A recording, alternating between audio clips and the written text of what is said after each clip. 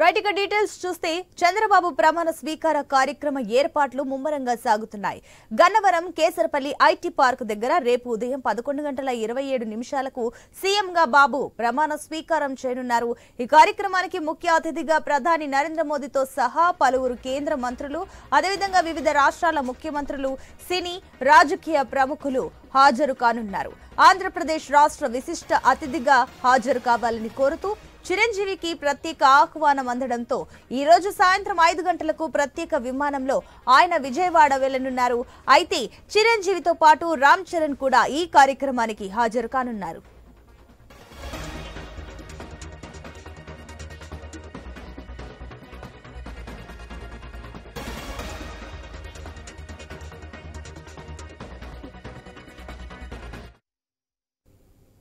రేపు చంద్రబాబుతో పాటు 25 మంది మంత్రులు కూడా ప్రమాణ స్వీకారం చేయనున్నారు.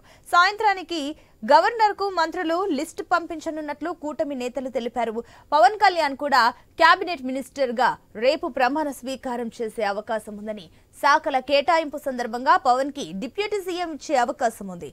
అయితే కాసేపట్లో చంద్రబాబు నివాసంలో మంత్రివర్గ కూర్పుపై నేతలతో చంద్రబాబు చర్చించనున్నారు. దీనికి సంబంధించి మరిన్ని డీటెయిల్స్ మా ప్రతినిధి హరీష్ అందిస్తారు. ఎస్ హరీష్.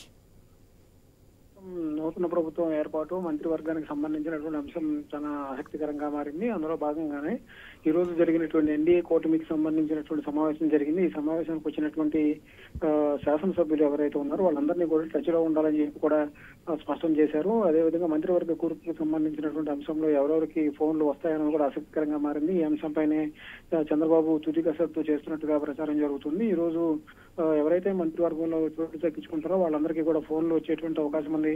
ఈ రోజు రాత్రి నుంచి ప్రక్రియ స్టార్ట్ అయ్యేటువంటి అవకాశం ఉంది. సాయంత్రం వరకు కూడా మంత్రివర్గ కూర్పుపైన చంద్రబాబు విస్తృతంగా చర్చించేటువంటి అవకాశం ఉంది. ఆయా పార్టీలకు సంబంధించినటువంటి నేతలతో పాటుగా అటు ఎన్డీఏలో కీలక భాగస్వామిగా ఉన్నటువంటి బీజేపీ అధిష్టానంతో కూడా ఢిల్లీతో కూడా చంద్రబాబు ఇప్పటికే చర్చలో ఉన్నారు. మంత్రివర్గానికి సంబంధించి ఎవరెవరికి స్థానాలు ఇస్తుంది, టీడీపీ నుంచి ఎవరెవరికి ఇచ్చేది, బీజేపీ నుంచి ఎవరెవరికి, జనసేన నుంచి ఎవరుంటారన్నది కూడా ఆసక్తికరంగా మారింది. ఇప్పుడు జనసేన అధినేత పవన్ కళ్యాణ్ కూడా మంత్రివర్గంలోకి తీసుకుంటారన్నటువంటి ఒక ప్రచారం జరుగుతున్నటువంటి నేపథ్యంలో ఈ అంశం పైన ప్రస్తుతం విస్తృతమైనటువంటి చర్చ జరుగుతున్నటువంటి పరిస్థితి ఉంది. డిప్యూటీ సీఎం ఇస్తారన్నటువంటి ఒక ప్రచారం జరుగుతుంది. అదేవిధంగా హోంమంత్రిగా కూడా అవకాశం దొరుకుతుంది అన్నటువంటి ఒక ప్రచారం కూడా జరుగుతుంది. సో ఇప్పుడు వీటన్నిటికీ కూడా మరికొద్దిసేపట్లో రాత్రికి ఒక కొలిక్కి వచ్చేటువంటి అవకాశం ఉంది. రాత్రి తర్వాత హరీష్, ఇప్పుడు ఒక పక్క చూస్తే అటు చంద్రబాబుతో పాటు రేపు 25 మంది మంత్రులు కూడా ప్రమాణ స్వీకారం చేస్తున్నట్లు తెలుస్తుంది. అయితే 25 మందిలో ఎంత మందికి టీడీపీ నేతలు ఉండబోతున్నారు? అదేవిధంగా మిత్రపక్షాలైన జనసేన, అదేవిధంగా బీజేపీకి ఎన్ని సీట్లు రానున్నాయి? టీడీపీ కైవసం చేసుకుంది కాబట్టి 20 వరకు కూడా 20 నుంచి 22 సీట్ల వరకు కూడా టీడీపీకి సంబంధించినటువంటి మంత్రులు ఉండేటువంటి అవకాశం ఉంది. మరో 4 జనసేన, 2 బీజేపీ మంత్రులకి స్థానం కల్పిస్తారు అన్నటువంటి ఒక ప్రచారం కూడా జరుగుతుంది. సో ఇప్పుడు ఈక్వేషన్ దృష్టిలో పెట్టుకుంటే కనుక సామాజిక వర్గాలకు సంబంధించినటువంటి సమీకరణాలు, అదే విధంగా గతంలో ఎవరైతే పూర్తిగా పార్టీ కోసం పనిచేసి అదేవిధంగా 5 ఏళ్ల పాటు ఇబ్బందులకు గురయ్యారో, వాళ్ళు పోటీ చేసి గెలిచినటువంటి వాళ్ళు ఎవరైతే ఉన్నారో వాళ్ళ త్యాగాల్ని గుర్తుపెట్టుకుంటూ వారి కుటుంబాలకు సంబంధించినంత వరకు కూడా గుర్తింపు ఇచ్చేటువంటి ఉద్దేశంతో భాగంగానే మంత్రివర్గ గ్రూపు జరిగేటువంటి అవకాశం ఉంది. ఈ అంశాలపైన ప్రస్తుతం చంద్రబాబు ప్రత్యేకమైనటువంటి స్టడీ కూడా చేస్తున్నారు. ఆ తర్వాత జరిగేటువంటి ప్రక్రియ అంతా కూడా ఆయా మంత్రులుగా ఎంపికైనటువంటి వారికి ఫోన్లు వెళ్తాయి. రాత్రికి ఫోన్లు వెళ్ళిన తర్వాత రేపు ఉదయాన్నే వాళ్ళందరూ కూడా ఆ ప్రమాణ స్వీకార వేదికకు వచ్చేందుకు ఏర్పాట్లు చేస్తున్నారు.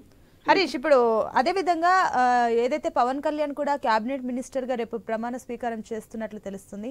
ఇంకో పక్క ఆయన డిప్యూటీ సీఎం కూడా అవుతారు, ఆయన ఆ రకంగా కూడా ప్రమాణ స్వీకారం చేస్తారంటూ కూడా రకరకాల చర్చలు నడుస్తున్నాయి బయట. దీనికి సంబంధించిన వాస్తవాలు ఏంటి? పవన్ కళ్యాణ్ మంత్రివర్గంలోకి వస్తారా రారా అన్నది కూడా ఒక రకంగా ఆసక్తికరంగా మారింది. ఎందుకంటే పవన్ కళ్యాణ్ ఎన్డీఏ భాగస్వామ్యంలో కీలక పాత్ర పోషించారు.